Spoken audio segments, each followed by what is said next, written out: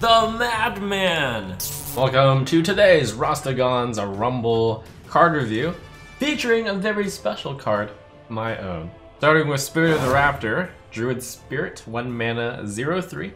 Stealth for 1 turn after your hero attacks and kills a minion, draw a card.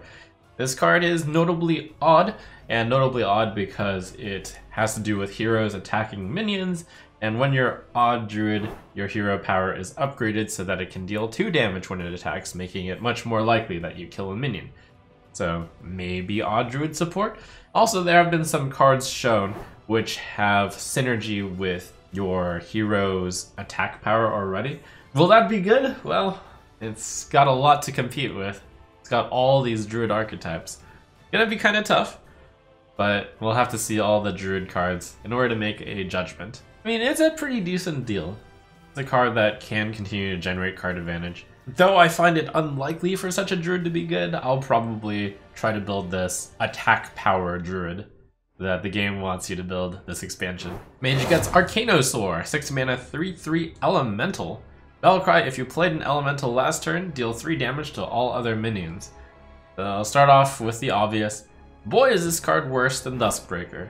But it's okay, Duskbreaker was absolutely insane. Hellfire costs 4 mana, a 3/3 is arguably around 2 mana value. Lumping cards together usually adds 1.5 mana to it because it's kind of like the same as draw a card. This does have an elemental requirement, so I'm going to round the 1.5 down to 1. So you add up all those mana costs, and this card could possibly cost 7. At 7, by the way, you're comparing it with Abyssal Enforcer, which is much like Arcanosaur. Though, boy does it compare badly with Duskbreaker and Abyssal Enforcer. It's kind of rough. Has to be played in an elemental deck, which is mostly minion based. And do you want to play a card that kills off your own minions when you're a minion based deck? At least elementals usually have high health, right? So they could survive the Arcanosaur. Notably good with Frostlich Jaina. Will Arcanosaur possibly make it? Baraki Battle Axe. It's new Paladin hand buff. Now, before you look at the card and be like, oh man, hand buff has always sucked, this card will always suck too, keep an open mind. So, 5 mana, 3/3 weapon, overkill, give a minion in your hand +2/+2. So it's very comparable with Brass Knuckles of an old expansion for Warrior. Now this one has a lot of benefits over the Brass Knuckles, which wasn't played much. First of all, +2/+2 instead of +1/+1, so an additional +3/+3. Secondly, you have the flexibility of sometimes dealing 3 damage instead of 2, because there's some pretty critical 3 health minions to remove. You don't get the overkill bonus sometimes. Oh well, it's kind of like Assassin's Blade from Rogue, except 1 less durability then, even if you never get overkill. I do think it's a bit too slow for Odd Paladin. I do also think it's tough competition for Valinir, in that Valinir will probably win that duel, but it's an option. Shaman, Totemic Smash.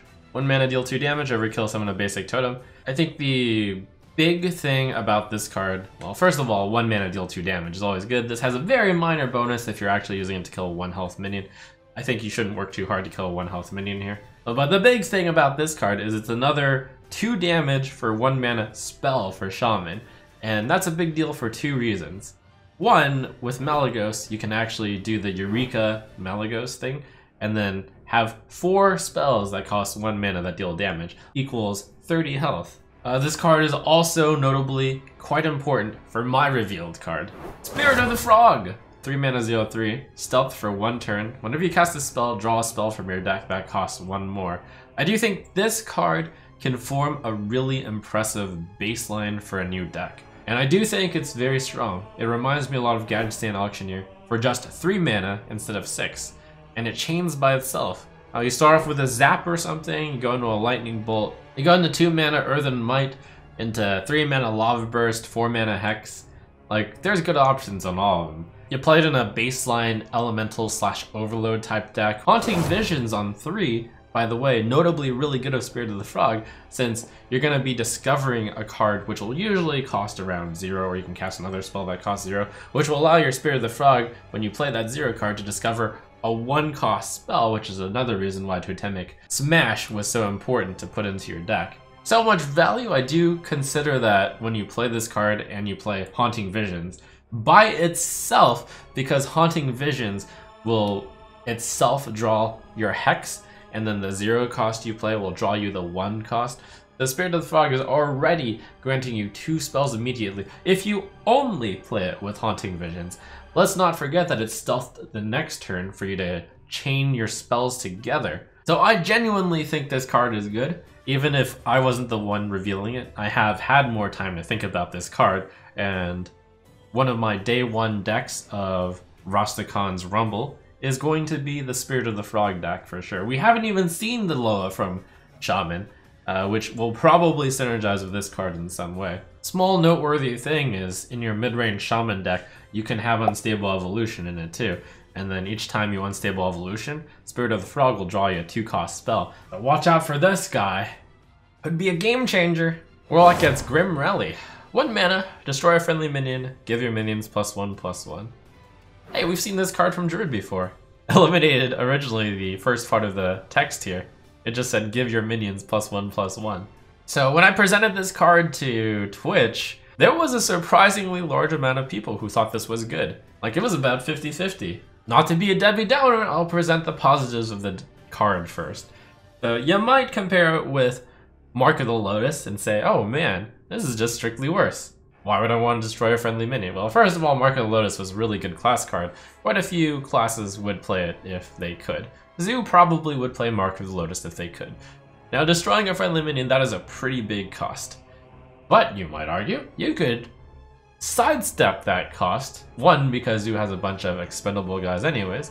2, you could switch it a bit with cards like Mecharoo and with cards like Devilsaur Egg, in which case destroying a friendly minion is either a positive in the case of Devilsaur Egg, or not so much of a negative in the case of Mecharoo. It would alter Zoo a lot to have to put in a often dead card like Devilsaur Egg into their deck. So I just don't feel like that's going to happen. By the way, small note, if you do Grim Rally your Devilsaur Egg, your minion does not get a +1/+1. The Devilsaur isn't a 6/6, it's just a 5/5. And also, with doubling Imp and Serenite Chain Gang, you're kind of getting a double buff. But here's the thing. Destroying a friendly minion really costs a lot. And this is a win more card in the sense that you actually have to be ahead on the board to play it. If you're not ahead on the board, and I do mean seriously ahead because you need to destroy one of your friendly minions and then it buffs the rest, then it just doesn't do anything. Even worse than that, like if you have just 1 minion on the board, it does still do nothing, unlike Mark of the Lotus. People compare this with Dark Pact, and they say, well, Dark Pact is being played with the cube, but that's more of a control thing specifically to activate cube.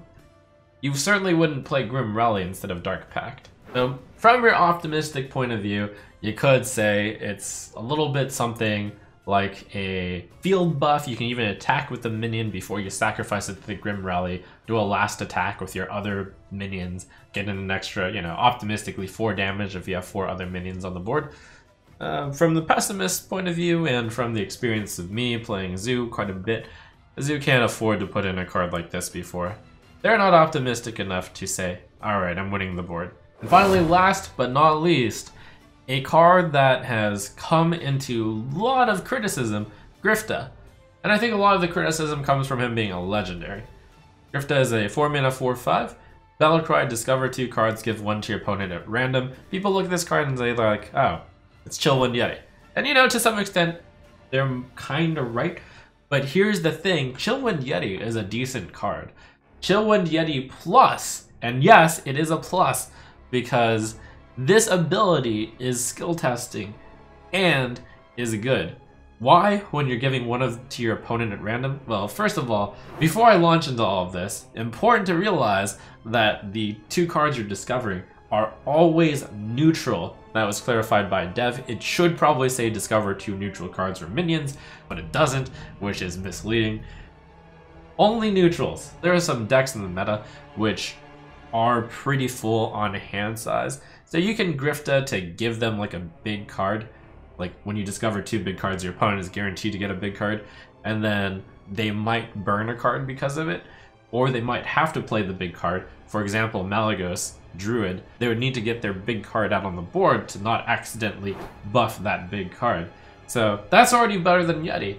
But there's always cases where a card is not of the same value to yourself and to your opponent. If they're ahead on the board, you can pick cards like Mind Control Tech. You might pick a card like that, and then if it goes to your opponent, then oh well, you're behind. If it goes to you, then that could be a big swing if it's Mind Control Tech. If your opponent is playing big minions, then poisonous minions are really good to discover, because maybe the poison isn't very good to your opponent, but it's very good to you.